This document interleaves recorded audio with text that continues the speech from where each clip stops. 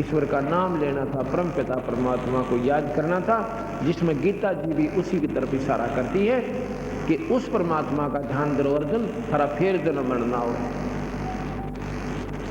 उस परमात्मा तो दूर रहा, हमारे से तो देवी देवता पितृ भूत ये ना निमटते हैं। और गीता जी में मना कर रखा, हम फिर भी कर रहे हैं। पता फिर गीता जी को क्या माना हमने?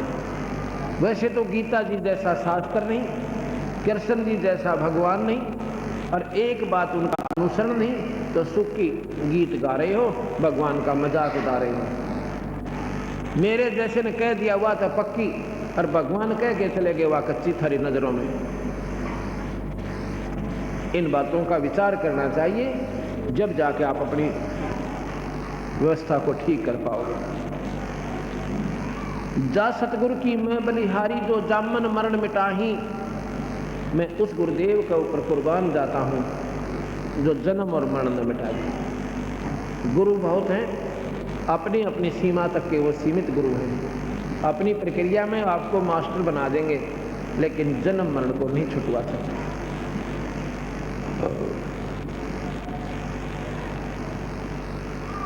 कुल परिवार तेरा सकल कबीला, मसलत एक ठहराई। जब ये शरीर छूट जाता है, अपने आसपास के कुल परिवार के व्यक्ति इकट्ठे होंगे। कोई तो नहला रहा है, कोई तो नहला रहा है, नवा रहा है, स्नान करवा रहा है, और कोई लकड़ियां ढोने लग गया। किसी ने कफन बनाने की, अर्थी बनाने की तैयारी कर ली, और 1 घंटे के अंदर धर के उसका ऊपर और शमशान घाट पर पहुंच गए। कुल परिवार तेरा सकल कबीला, मसलत एक ठहराई। मसलत माने सलाह मशूरा, सबकी एक राय बनगी।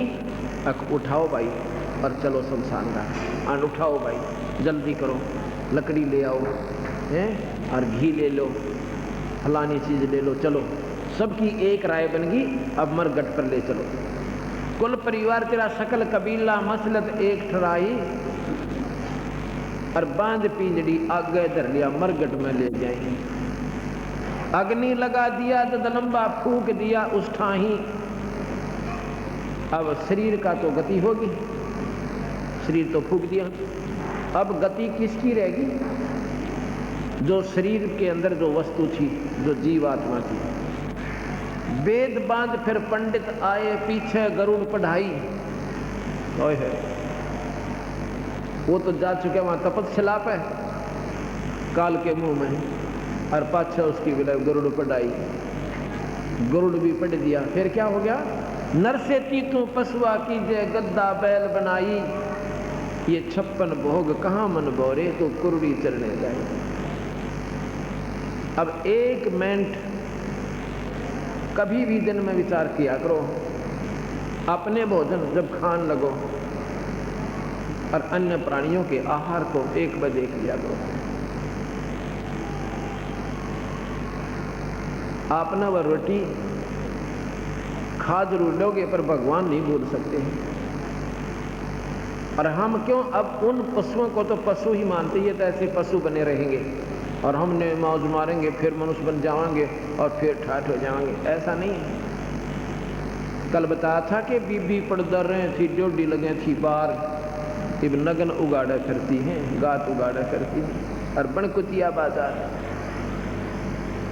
ये परमात्मा का नियम है, ये बिल्कुल सत्य है।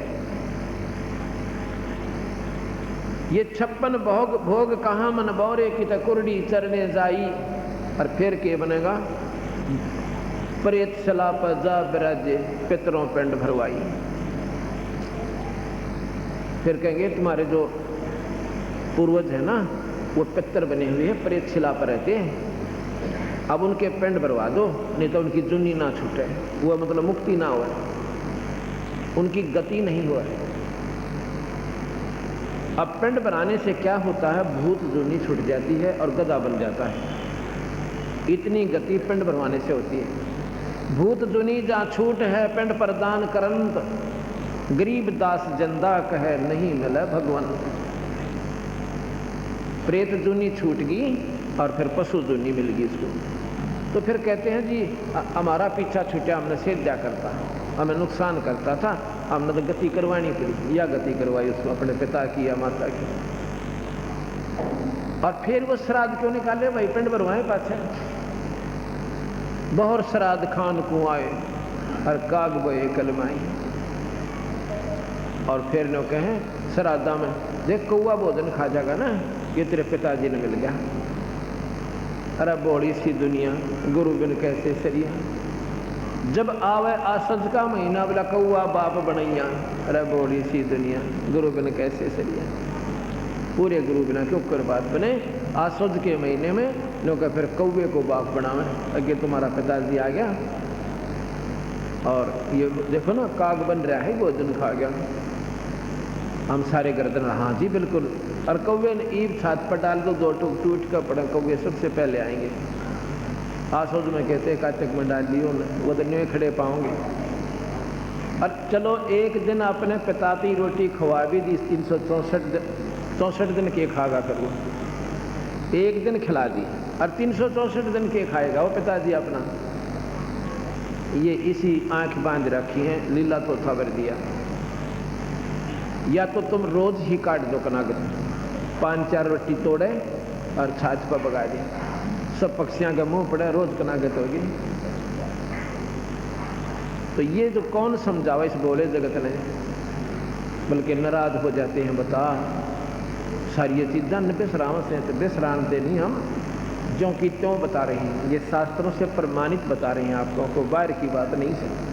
और शास्त्र अपने तायान नहीं दिए, क्योंकि कुछ सीमित लोगों के पास ही विद्या का अधिकार था पाने का, आम व्यक्ति को नहीं था। एक समय की बात है, कढ़ौली का जाट, उनका नाम निश्चल दास, या कढ़ौली दिल्ली के पास है, कर खोजे दो रहे हरियाणा में। और वो बहुत तीव्र बुद्धि के थे और संत आत्मा थी, पिछले जन्म की कमाई गनी थी। उसके मन में प्रेरणा होगी कि मैं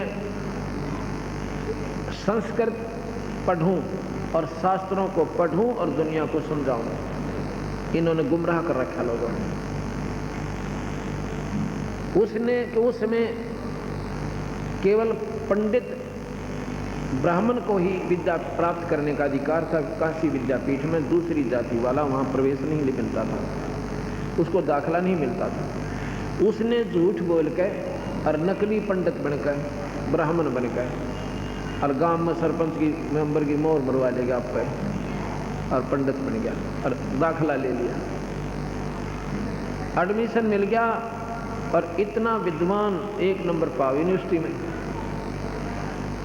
इतना मतलब प्राकांड उसका दिमाग चल रहा था, विद्वान बन गया।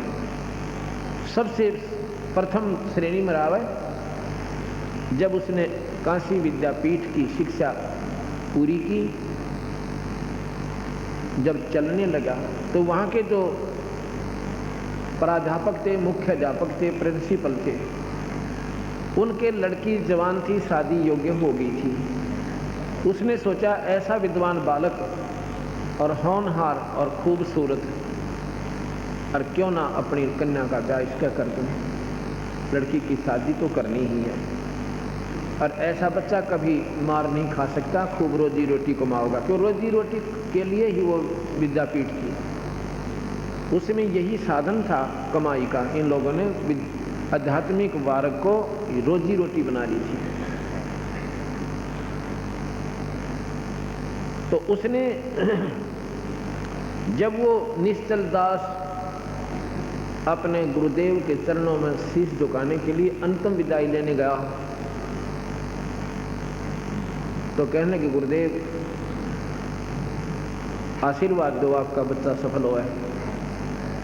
कहने लगा भाई कोई दक्षिणा नहीं देगा, अगर जो मांगो तो ले लो, महाराज जी शरीर भी आपका ही है। कहने लगा भाई वचनबद्ध हो जा। हक हो गया जी कि मैं अपनी लड़की की शादी आपसे करना चाहता हूँ। अब यहाँ फंस गया धर्म संकट में, ना तो बन गई थी बात। अब वो सहम गया कि बता भाई क्यों कर पार पड़ेगी, तो बड़ा चाला हो रहा है। कहने लगा गुरुदेव मैं एक सच्ची बात बता दूं। क्यों भाई, और सच्ची क्यों ना बताओ, गुरुदेव का आगे तो सच्ची ही बताते हैं, सच्ची बताओ। मैं ब्राह्मण नहीं हूँ, मैं जाट हूँ कढ़ौली का, और जी मैंने तो विद्या प्राप्त करने के लिए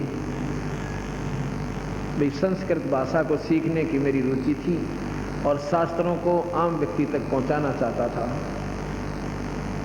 तो उस प्रिंसिपल का पारा और 100 का ऊपर गया, एकदम नाराज हो गया, लाल आंख कर दी, नीच तुच्छ जीव तो, और तुमने ऐसा जुल्म कर दिया, फलाना कर दिया, श्राप दे दिया।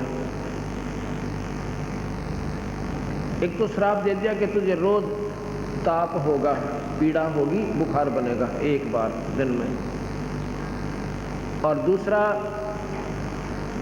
तो वचनबद्ध है हकानी संस्कृत भाषा में कहीं प्रचार नहीं करेगा।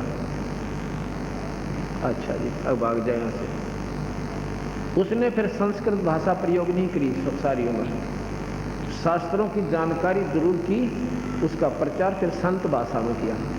वो दादूपंथी संतों की शरण में चला गया जो कबीर पंथ से ही संबंधित है, और वहाँ एक संत की शरण लेकर फिर उसने एक इतनी मोटी किताब बना रखी है शास्त्रों के ही जितने भी उनमें अंश जिस प्रकार भी वो समझ पाए उनके आधार पर संत वाणी में दोहों के आधार पर लिख दी, संस्कृत में नहीं लिखी।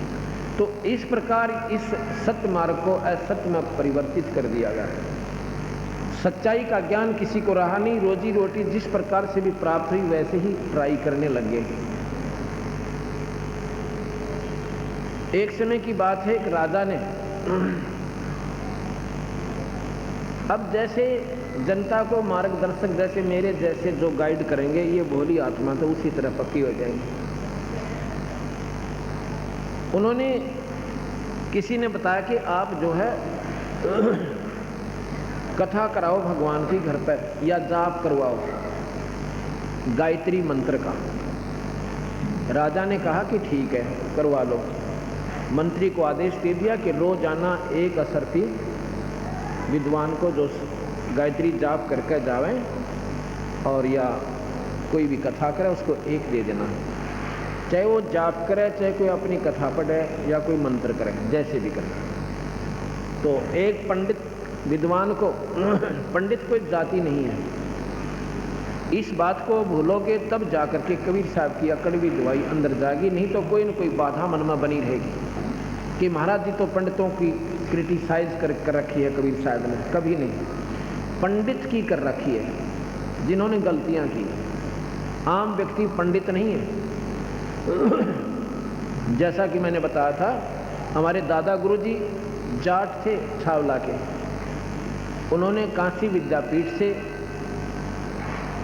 अब तो सभी को वहाँ कोई ऐसी दिक्कत नहीं, कोई भी जा सकता है, सैकड़ों वर्ष से 50-60 वर्ष से ऐसा चल रहा है।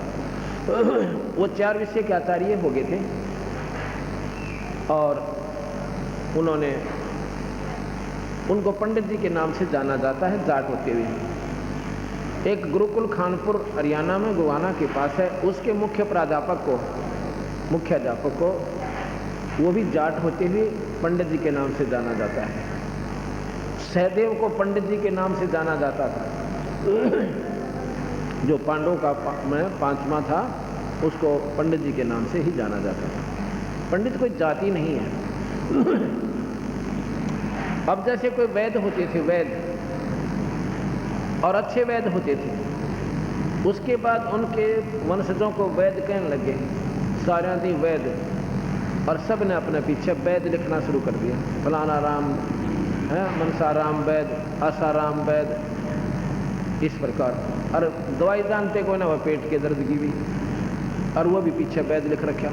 तो वह वैद्य नहीं है, वो तो एक परंपरागत एक समूह का एक प्रतीक बन गया। ऐसे ही जो संस्कृत के श्लोक ने भी ना जानते वो भी पंडित कहलावे, उनको भी हम पंडित जी कहते हैं, और वो भी गर्व करते हैं अपने ऊपर कि हम पंडित जी हैं। वो उनकी नादानी है, वो पंडित जी नहीं है, वो तो आम व्यक्ति हैं, आम नागरिक हैं, अपना जैसे भी आम व्यक्ति अपना पेट भर कर रहे हैं वो ऐसे ही रोजगार कर रहे हैं, वो पंडित नहीं है। और वो इनसे मुँह चढ़ाएंगे इन बातों पे तो उनकी नादानी है। ये तो उन मार्गदर्शकों को जो दुनिया को गुमराह करते हैं और ठीक मार्ग नहीं बताया। सरू जहाँ से पंडित पदवी हुई थी, ये बहुत नेक आत्मा थी, वो इसको रोजी रोटी नहीं बनाया था, वो अपना सत ढंग से जितना वो जानते थे उनको जाप बता दिया करते थे, ये जाप करो भाई, ये मंत्र जपा करो, और अपना करके कमाई वो अपना पेट भरते थे। उसके बाद महिमा इतनी बढ़ गई उनकी कि आम व्यक्ति पंडित जी बन गया, काख में पोछी दी और मैं भी जाप कर दूंगा, मैं भी जाप कर दूंगा, और पैसे के हिसाब पर आधारित हो गई। राजा का जाप हुआ और एक काशी से पढ़कर बहुत तगड़ा विद्वान आया पंडित जी। राजा के हुक्म से वो अच्छे से अच्छे विद्वान की तलाश की गई, तो पाया कि एक विद्वान अभी काशी विद्यापीठ से और बहुत ही अच्छा विद्वान बनकर आया है, उसको लाओ, काशी जी पढ़ कर आया है। उसको बुलाया, उसको कहा कि ऐसे ऐसे एक हफ्ता 10 दिन या 15 दिन हमारे घर पर कोई मंत्र जाप करो, वो तुमने देखना है क्या करना है, चाहे कथा करो चाहे जाप करो, कुछ भी करो, हमारे घर में शुद्धि होनी चाहिए। अब वो पंडित जी जावे, अपना जाप करें,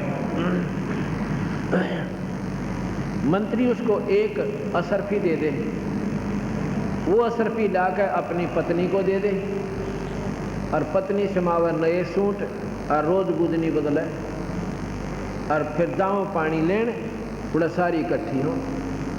तो वह औरतें पूछा कर आए, यो कद बनवाई, ये कद लाई, कितने लाई, थारे घर से लाई, थारे पीढ़ी में मिल लिया, ये सारी बूझ लिया करे 2 मिनट में। तो वह ने बली मारा है ना, राजा का कथा कर जा कर पंडित जी एक असरफी दे दे, सब मौत हो रही से हमारी। अब वो दूसरी सुने थी, उसने अपने पंडित जी ताई की, अपने पति देवता कि आप भी पंडित जी हो और जाइए जाप करके आओ, और देख फलानी के घर वाला रोज एक असरफी जाओ से।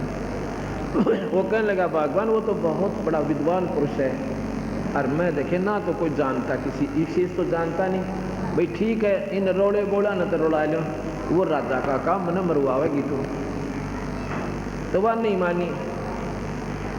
नो बोली तू और दिन आता अपनी डींग मारा करता, राज क्यों ना जाता, तो 2 पैसे मिलन का टाइम आ गई, तो नो क्या मैं जानता को ना, उन्होंने सोचा ले भगवान ना मानती तो जाऊं। अब जाता है, वो अपनी कथा कर रहा है, विद्वान पुरुष, और उसने कहेगा बेरा थाने उल्टी से किताब पकड़ रहा, और के करने मन मन जो यू कहवाए, जो यू कहवाए, जो यू कहवाए, जो यू कहवाए, जो ये बोल रहा वही, जो बोल रहा वही। अब चलो और तक कौन जान दे, अपने बैठे रहे एक कमरे में पढ़ रहे हैं, कौन देखे। पहले ये ऐसे ढंग से स्थिति आगे की कि जाप करनी है, जाप कर रहे हैं, कुलबा खेत में काम अपना दुकान पे बैठा है, पंडित जी घर जाप कर रहे हैं, कमरे बंद करवा दे, और बंद भी न्यों करवा दिया करते, जैसे सोवा से बैठा माड़ा हाथ में होनी चाहिए। लेकिन वो जो सामने एक असरफी उसको मिल गई, एक मिल गई उसको, और विद्वान पंडित का जी चढ़ के अंदर ही अंदर जलन हुई, वह बड़ा चाड़े की बात हुई, मैं तो इतने दिन विद्या प्राप्त करके यार ये कुछ जानता ना पूछता, किताब भी उल्टी पकड़ रहा बूझ, और यू नो का जो यू का वो, जो यू का वो, और इसको भी असरफी मिल गई। अगले दिन तीसरी ने संस्कार दिया, अब तू भी जा, ओ भी नाटा भगवान मैं तो कति अनपढ़ सो, वो तो दूसरा भी ले थोड़ा ही बहुत कुछ जानता होगा, और वो एक तो जो मैं कति विद्वान पुरुष है, और मेरी दाल वहाँ गले नहीं, तो वह लागी लड़न तुम तन्यों से फलान से 2 पैसे मिलन का टेम आओ, जब तुम नौकरिया करें कर कर जी को ना, उन्हें सोचा यार रोज लड़ाई रखेगी, चालन देखी जाएगी, एक कमरे में बैठना के किशन बेरा पट्टा है। वो भी चला गया, वो कहता है अपनी कथा कर रहा है, दूसरा कहता है जो यू का वही, जो यू का वही, जो यू का वही, और तीसरा नौका कब तक नम बहेगी, कब तक नम बहेगी, कब तक सूद बैठा रहेगा नो, कब तक नम बहेगी, कब तक नम बहेगी, वहाँ दूध तो पड़ेंगे। अरे तो जी फिर चौथी ने सुस्कार दिया, क्यों तो सांझ ने एक असरफी सब ने मिल जाए, शाम को तड़के नए नए कपड़े बदलें। वो चौथा भी न बोला भगवान तो मरवावत की मैंने, अब ना नो के था वो देखियो कौन सा पट रहा, वो भी तो जाए से दूसरा, अगर अच्छा वो भी गया कहाँ, मैं भी जाऊँ सोचे। और चौथा भी जी मैं भी कथा करूँगा, बैठ जाओ उस कमरे में, राजा के घर में क्या कमी हो सके, और धार्मिक राजा था, ज्ञाता महात्मा, अच्छा लाभ होगा। पहले वाला अपनी कथा कर रहा है और दूसरे वाला कह रहा है जो ये कहता वही, जो ये कहता वही, जो ये कहता वही ठीक। तीसरा कहता है कब तक नंभेगी, कब तक नंभेगी, कब तक। तीसरा कह नंबर दे इतने नंबर, तीसरा ने बोला नंबर दे इतने नंबर मंडे रहो। तो जब वो समापन हुआ उससे पहले दिन उस राजा का आना हुआ जिस दिन समापन पहले। उस विद्वान पुरुष ने जो काशी विद्यापीठ में पढ़ कर आया था उसने शिकायत की कि राजन यहाँ पर तो खल और खांड का एक भाव लग रहा है। के बात भाई कि मैं